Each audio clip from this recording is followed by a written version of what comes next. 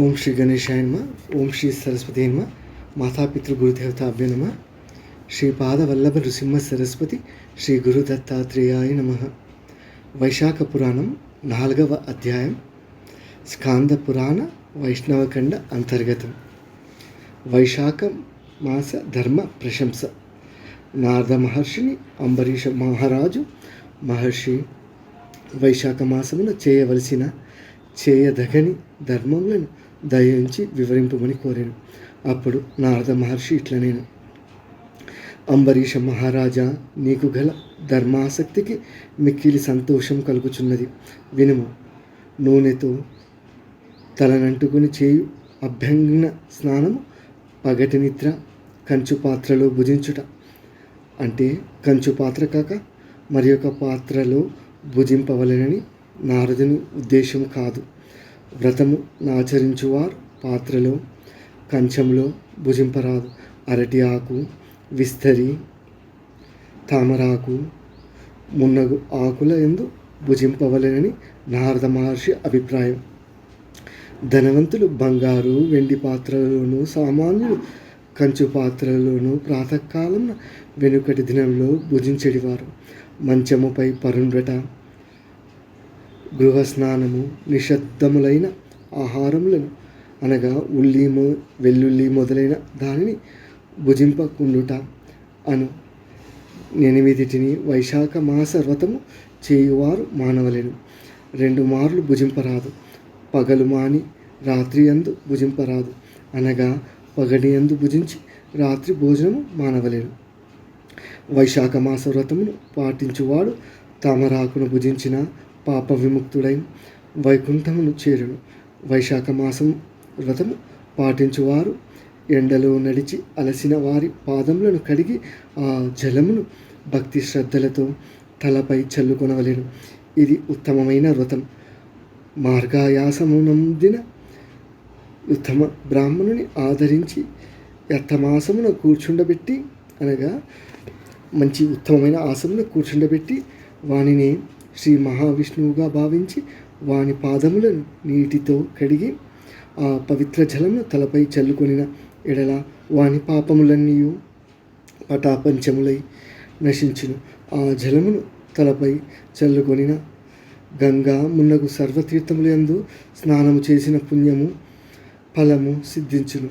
విష్ణు ప్రీతికరమైన వైశాఖమున నదీ తటాక ఆది స్నానము చేయక, తామరాకు మున్నగు ఆకులయందు ఆహారమును భుజింపక, విష్ణు పూజనము లేక కాలము గడిపిన ప్రాణి గాడిద కడుపున పుట్టి తరువాయి జన్మయందు కంచెర గాడిదగా జన్మించును.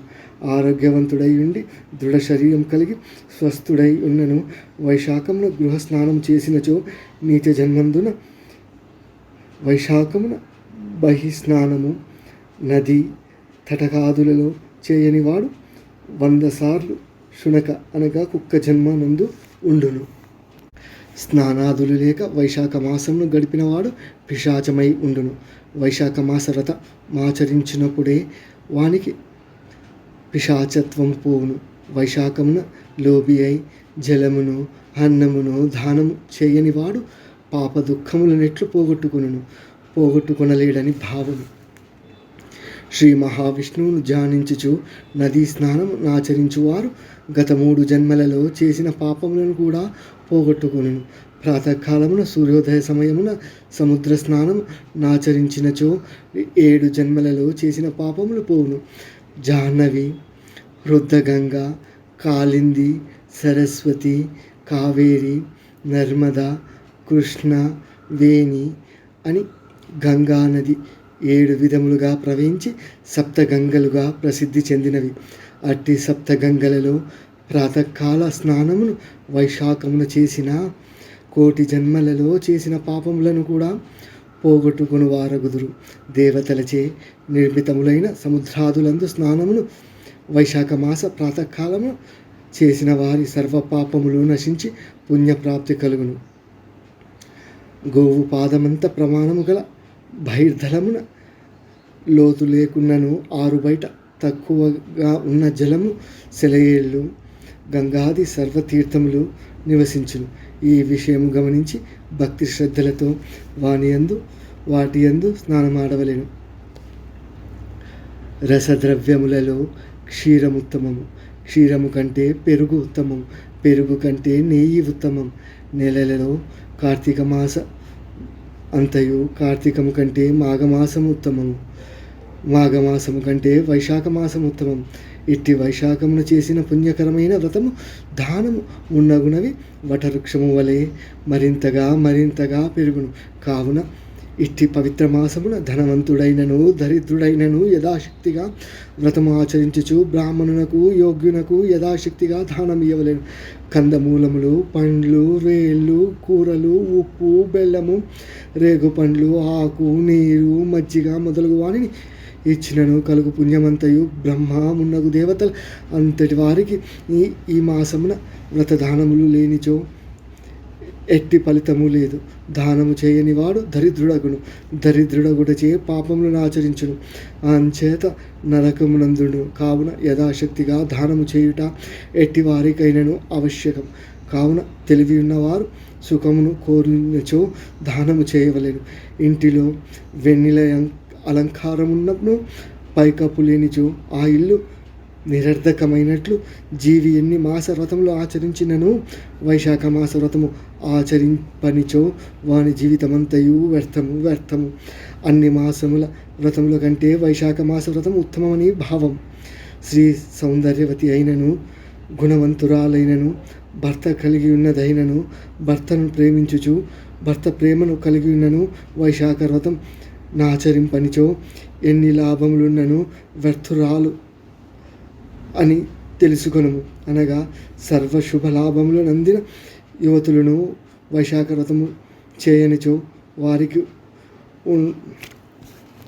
ఎన్ని ఉన్నను అవి అన్నియు నిష్ఫలములు, వ్యర్థములుగా భావించవలెను. గుణములు ఎన్ని ఉన్నను దయాగుణము లేకున్నను వ్యర్థములైనట్లుగా స్వద్రతములు ఎన్నింటిని చేసినను వైశాఖ మాస వ్రతము చేయనిచో అవి అన్నియు వ్యర్థములగును. శాక సుపాదులు అనగా కూర, పప్పు, స్వయంపాకము ఎంతో ఉత్తమములైనను ఎంత బాగా వండినను ఉప్పు లేనిచో వ్యర్థములైనట్లుగా వైశాఖ వ్రతము చేయనిచో ఎన్ని వ్రతములు చేసినను అవి అన్నియు వ్యర్థములేగును.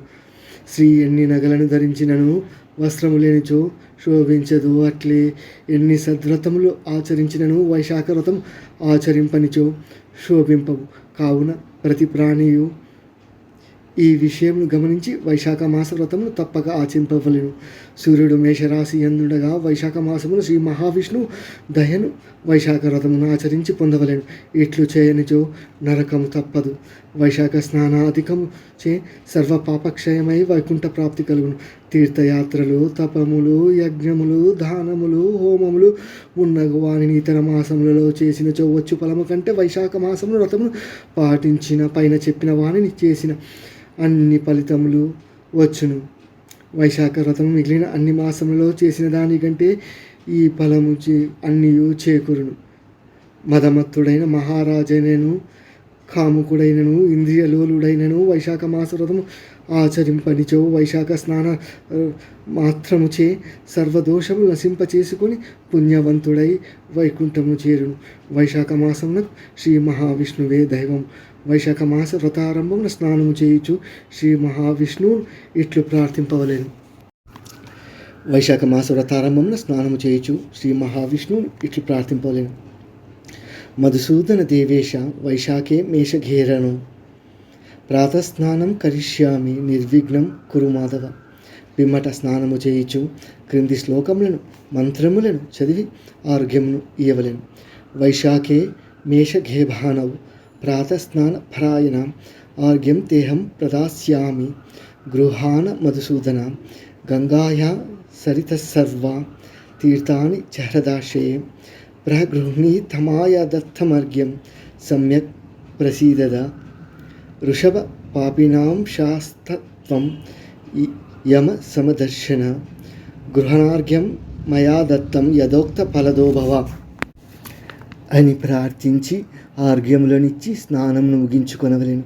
పిమ్మట పొడి బట్టలను కట్టుకొని మడితో వైశాఖ మాసమున పుష్పించిన పుష్పములతో శ్రీ మహావిష్ణువును పూజింపవలేను.